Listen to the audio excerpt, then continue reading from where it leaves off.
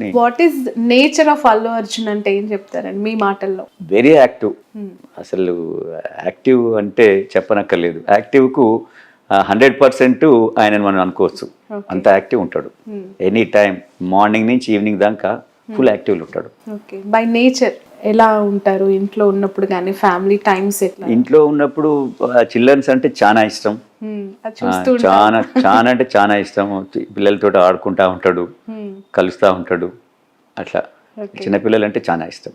Okay, Instagram లో ఎప్పటికప్పుడు ఆ పిల్లలు అన్ని రీల్స్ పెడతా ఉంటారు కదా. అవును, మీ పాప స్నేహ వాళ్ళు అసలు ఆయనకు షూటింగ్ ఉన్నా కూడా అంటే కంటిన్యూగా షూటింగ్ ఉంటే ఆపుకొని ఆయన వచ్చి పిల్లల్ని కలుస్తూ ఉంటాడు, అంటే చూస్తూ ఉంటాడు. అంత ఇష్టం ఆయనకు. Okay, so more family person అనుకోవచ్చు. అంటే ఫ్యామిలీ అండ్ చిల్డ్రన్ చాలా చాలా అంటే చాలా ఇష్టం. ఓకే, ఓవరాల్ గా మెగా ఫ్యామిలీ అంటేనే ఒక పెద్ద కుటుంబం, మెగా కాంపౌండ్ అని అంటూ ఉంటారు.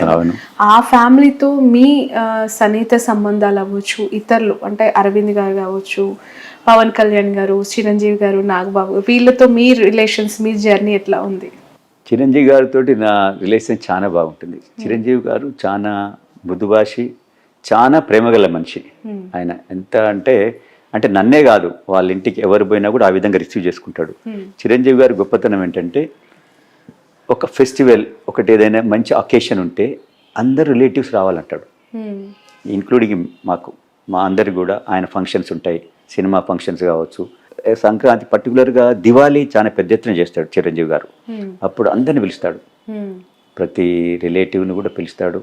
ఆ విధంగా ఏదైనా మంచి అకేషన్, మన చిరంజీవి గారికి పద్మ విభూషణ్ వచ్చింది కదా, దానికి అంటే ఆ ఫంక్షన్లు కూడా మమ్మల్ని పిలుస్తాడు, రావాలి చంద్రశేఖర్ మీరు అందరు వచ్చి, అంటే ఆ విధంగా అనమాట. ఆయనకు రిలేటివ్స్ అన్నా కూడా స్నేహితులన్నా కూడా ప్రేమగల మనిషి ఆయన చెప్పాలంటే. పవన్ కళ్యాణ్ గారు జనసేన పార్టీ గురించి మీ అభిప్రాయం ఏంటి? తెలంగాణలో కూడా ఉంది కదా పార్టీ. తెలంగాణలో అంత పెద్దగా ఎస్టాబ్లిష్ కాలేదు కదా, ఆంధ్రాలో 100% ఉంది. నేను అనుకుంటాను మరి వస్తే ఏదైనా చేంజెస్, మార్పు అనేది వస్తే పవన్ కళ్యాణ్ ద్వారా రావాలి అక్కడ. ఎందుకంటే చంద్రబాబు పార్టీ ఉంది, అది అందరికి తెలిసిందే. పవన్ కళ్యాణ్ యాడ్ అయినప్పుడు ఏదైనా వస్తే మార్పు రావాలని అనుకుంటున్నాను. వస్తే ఇప్పుడు మార్పు రావాలా? మీ మెసేజ్ ఏంటి అంటే ఖచ్చితంగా ఏదో ఒక నియోజకవర్గం నుంచి ఎంపీగా బరిలో దిగుతారు అనేది మాకు అర్థమవుతోంది. మీ సర్వీసెస్ ఏ విధంగా ఉండబోతున్నాయి, ఏం మెసేజ్ ఇవ్వాలనుకుంటున్నారు? నా సర్వీసెస్ చూడండి, ఈరోజు హైదరాబాద్ మెగా సిటీ అయింది, దాదాపు 1 crore అబవ్ పాపులేషన్ ఉంది. ఇంతమందికి ఏ విధంగా రీసోర్సెస్ వాళ్ళకి ఏ విధంగా మనకు ఉండాలి, డ్రింకింగ్ వాటర్ కావచ్చు, రోడ్ నెట్వర్క్ కావచ్చు, స్కూల్స్ కావచ్చు, హాస్పిటల్స్ కావచ్చు, ఇది ఒక ప్లానింగ్ తోటి పోవాలి. ఈరోజు చూడండి, మన హైదరాబాద్లో గచ్చిబౌలిలో 40 అంతస్తుల బిల్డింగ్ వస్తుంది, రోడ్ అదే 40 story బిల్డింగ్. అక్కడి నుంచి ఎన్ని కార్లు బయటకు వస్తాయి? ఒకే బిల్డింగ్ వస్తలేదు కదా, రోడ్డుకు ఇరువైపులా వస్తున్నది. సో ఈ విధంగా ప్లాన్ లేకుండా కడతా పోతున్నారు. అంటే ఎవరికి లబ్ధి చేకూర్చేదానికి? బిల్డర్కి చేసేదానికి. దీనివల్ల ఫ్యూచర్లో చాలా కష్టమవుతుంది, నష్టమవుతుంది. అంటే ఎక్కడి నుంచి అక్కడికి పోలేకుండా అవుతుంది. ఎందుకంటే హైదరాబాద్ ఎంతో పెద్ద ఎత్తున రింగ్ రోడ్ ఉన్నది, డెవలప్ అంటే దానికి ఏరియా ఉన్నది, ఇక్కడ సముద్రాలు లేవు. సో ఒక ప్లాన్ తోటి చేయాలా. ముఖ్యంగా హాస్పిటల్స్, నలుమూలల హాస్పిటల్స్ రావాలా, మంచి స్కూల్స్ కూడా పెద్ద ఎత్తున రావాలి. ప్రైవేట్ స్కూల్స్ చాలా ఎక్కువైనాయి, సో గవర్నమెంట్ స్కూల్ కూడా రావాలి. ఇప్పుడు ఈ ప్రభుత్వం అనుకుంటుంది కొన్ని పబ్లిక్ స్కూల్లా కొన్ని తీసుకొస్తా అని అంటుంది. అలాంటి స్కూల్స్ తీసుకురావాలి. అట్లీస్ట్ ఒక కాన్స్టిట్యున్సీకి ఒక 2 స్కూల్స్ ఆ విధంగా తీసుకొస్తే మిడిల్ క్లాస్, ఇప్పుడు మనం హైదరాబాద్ పబ్లిక్ స్కూల్ ఉంది, ఎంత మంచి స్కూల్ చెప్పండి ఒకప్పుడు. సో అది అందరూ అఫోర్డ్ చేసే స్కూలు, ఆ విధంగా స్కూల్స్ ఉండాలి. అంతేగాని సంవత్సరానికి 10 లక్షలు 6 లక్షలు ఈ విధంగా కట్టే స్కూల్స్ ఉంటే ఎడ్యుకేషన్ అనేది అందరికీ అందుతలేదు. ముఖ్యంగా గవర్నమెంట్, నేను రేపు ఎలక్ట్ అయినాక నా ఫోకస్ ఎక్కడ ఉంటుందంటే మెయిన్ ఎడ్యుకేషన్, హెల్త్. ఈ రెండు ఉంటే ఏ కుటుంబం, ఏ ఇండివిజువల్ అయినా కూడా తనంతటి తను ఎదిగేదానికి ఆస్కారం ఉంది. ఈ రెండు లేనప్పుడు ఇక ప్రభుత్వాలు ఎన్ని చేసినా కూడా ఏది కూడా డెవలప్మెంట్ కోసం ముందుకు పోయేదానికి సొసైటీ అంత పెద్ద ఎత్తున పోదు, అంత వేగంగా పోదని నేను భావిస్తాను. ఓకే, ఫైనల్లీ 2 questions మీకు. ఫస్ట్ క్వశ్చన్ ఈజ్, సమీపంగా ఎప్పుడైనా ఇన్ ఫ్యూచర్ అనిపిస్తుందా, కళలో అయినా లేదంటే రియాలిటీ అయితే బాగుండు అని. ఏమైతే అల్లు అర్జున్ గారు ఏమైనా పొలిటికల్ ఎంట్రీ? అర్జున్ గారు ఇప్పుడు ఈజ్ యంగ్స్టర్. ఇప్పుడు అల్లు అర్జున్ నేను రాజకీయాల్లోకి ఆయన వచ్చే ఏమైతే అవకాశం నేను ఉందా అని అనుకునే వాళ్ళకి ఆయన కెరియర్ చాలా పెద్ద ఎత్తున ఉన్నది. Hmm. ఇప్పుడు నేషనల్ యాక్టర్ అయిపోయిండు. రేపు ఇంటర్నేషనల్ యాక్టర్ కావాలి.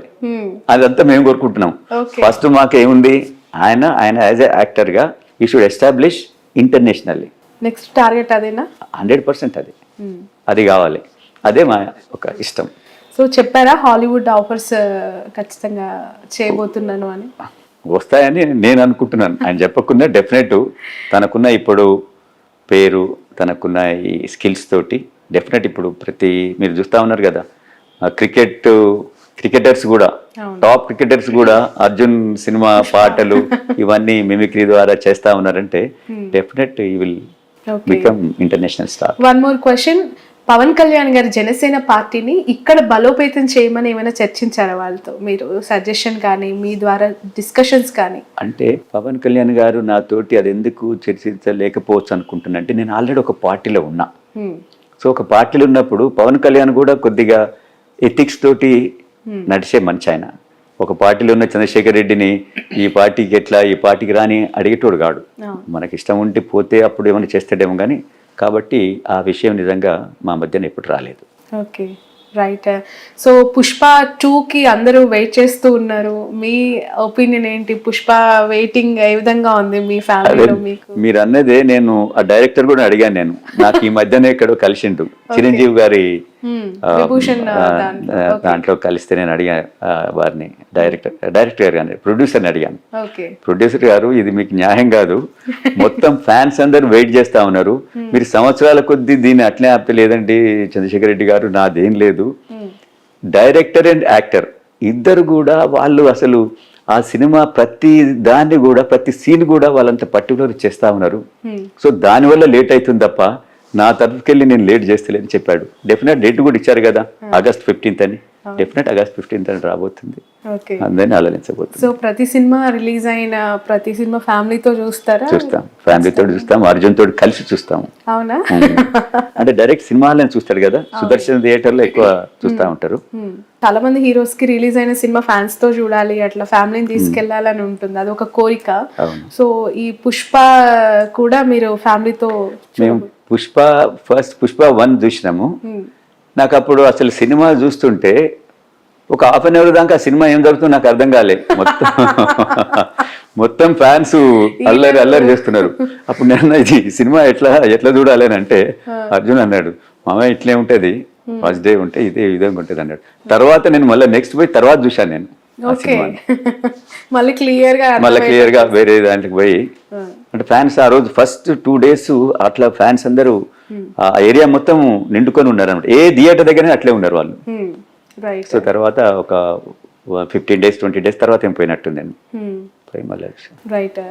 అల్లు అర్జున్ గారు ఫ్యాన్స్ ఆటోమేటికల్లీ మీకు కూడా పొలిటికల్ లో సపోర్ట్ చేస్తున్నారు. అయితే మీరు నిన్ననే వాళ్ళు వచ్చిండ్రు, సార్ మేము ఆ సిటీలో, నేను ఎక్కడో ఏరియా చెప్పిండు, నేను ఉప్పల్ ఏరియాలో సార్ అల్లు అర్జున్ ఫ్యాన్స్ అసోసియేషన్కి నేను అధ్యక్షుడిని అని వచ్చాడు. ఓకే బై, థ్యాంక్ యూ అని చెప్పి ఆ విధంగా వస్తూ ఉంటారు. నేను ఎక్కడ వెళ్ళినా కూడా అంటే తెలిసి ఉంటే నేను వచ్చినా అని వాళ్ళకు అందరికి తెలియదు కదా, తెలిసినప్పుడు చాలా మంది కలుస్తూ ఉంటారు.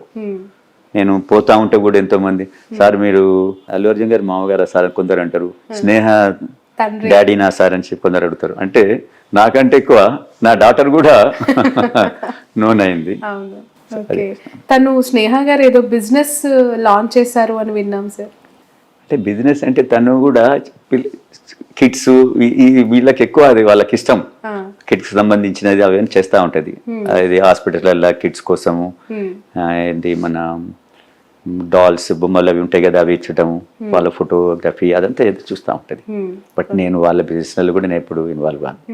వాళ్ళ యంగ్స్టర్స్ వాళ్ళకి ఇష్టం ఉన్న ఫీల్డ్ వాళ్ళు చేస్తా పోతుంటారు. Right, thank you so much Chandrashekar Reddy గారు. మీ Thank you, valuable time actually చాలా బిజీగా ఉన్న మా కోసం కేటాయించినందుకు.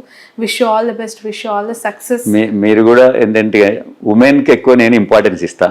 మీరందరూ ఎస్టాబ్లిష్ కావాలి, మంచిగా కావాలనే ఉద్దేశం నాకు ఉంటుంది. నాకు మిమ్మల్ని లైవ్ లో చూస్తుంటే కూడా అదే అనిపిస్తుంది. And you are proven already. ఎందుకు అంటే ఆల్రెడీ స్నేహారెడ్డి గారి యొక్క లైఫ్ గ్రోత్ ఏ విధంగా ఉంది, తనకి మీరు ఎంత ఫ్రీడమ్ ఇచ్చారు అనేది మేము కల్లారా చూసాం కాబట్టి 100%. Thank you so much. Wish you all the best. మీరు కోరుకున్న స్థానం నుంచి మీరు పోటీ చేయాలి, విజయం అందుకోవాలని మనస్ఫూర్తిగా thank you very much. Thank you. ఇది చంద్రశేఖర్ రెడ్డి గారితో స్పెషల్ ఇంటర్వ్యూ. ఆయన పార్లమెంట్ సెగ్మెంట్ నుంచి బరిలోకి దిగబోతున్నారు.